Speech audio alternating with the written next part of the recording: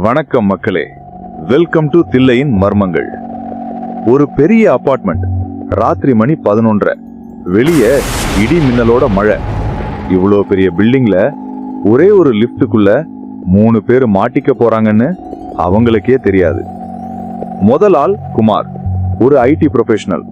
ஆபீஸ்ல over time முடிச்சுட்டு செத்து போன மாதிரி வீட்டுக்கு வரான். அவன் வீடு 10th ஃப்ளோர். அடுத்த ஆள் சுரேஷ், ஒரு ஃபுட் டெலிவரி பாய்.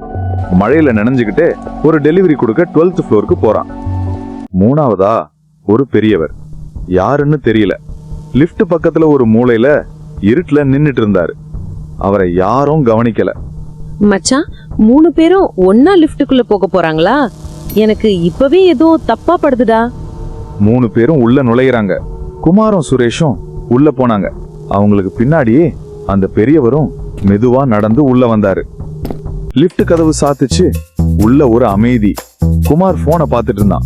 சுரேஷ் ஹெல்மெட்டை சரி பண்ணிட்டு இருந்தான். ஆனா அந்த பெரியவர் அசையாம நின்னுட்டு இருந்தாரு. அது அவங்களுக்கு இன்னும் பயத்தை கொடுத்துச்சு.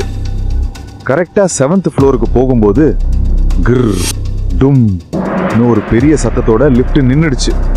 லைட் ஆஃப் ஆகி ஆன் ஆச்சு. டிஸ்பிளே போர்டுல எரர்னு காட்டுச்சு. குமாரும் சுரேஷும் பயந்துட்டாங்க.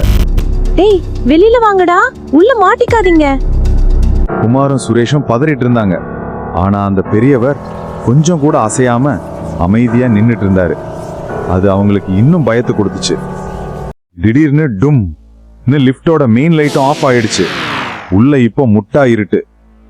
கொஞ்ச நேரத்துல red colour emergency light on ஆச்சு. இப்போ லிப்ட் ஒரு ரத்த குகை மாதிரி இருந்துச்சு.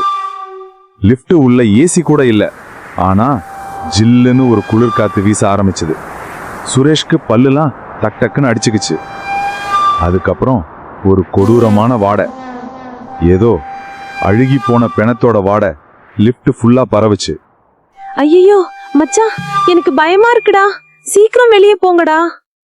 சுரேஷ் குனிஞ்சு போனை எடுக்கும்போது அவன் போன் ஸ்கிரீன்ல பார்த்தான். அங்க அந்த பெரியவர் நிக்கல, லிப்ட் சீலிங்ல தலைகீழ தொங்கிட்டு இருந்தாரு. சுரேஷ் ஆன அலர்னான். குமாரும் மேல பார்த்தான். அங்க யாருமே இல்ல. குமாருக்கு ஒன்னும் புரியல. டேய், என்னடாச்சு, அங்க யாரும் இல்லையேன்னு கேட்டான். ஆனா அந்த பெரியவர் நின்னுட்டு இருந்த மூளை காலியா இருந்துச்சு. அப்பதான் குமார் கவனிச்சான்.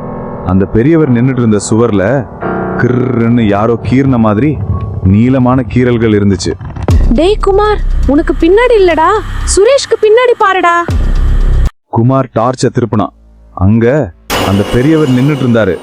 ஆனா இப்ப அவர் முகம் செதஞ்சு போன மண்டை ஓடா மாறுச்சு.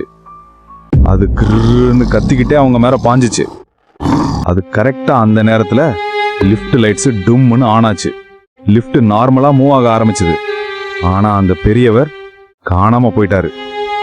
அவங்க உயிர் பொழைச்சோம்னு வெளியே வந்துட்டாங்க. ஆனா அந்த பெரியவர் யாரு, எதுக்கு அவங்கள பயமுறுத்தினாரு, அதோட ஆட்டம் இன்னும் முடியல. அடுத்த எபிசோட்ல என்ன நடந்ததுன்னு பாப்போம். சப்ஸ்கிரைப் பண்ணுங்க.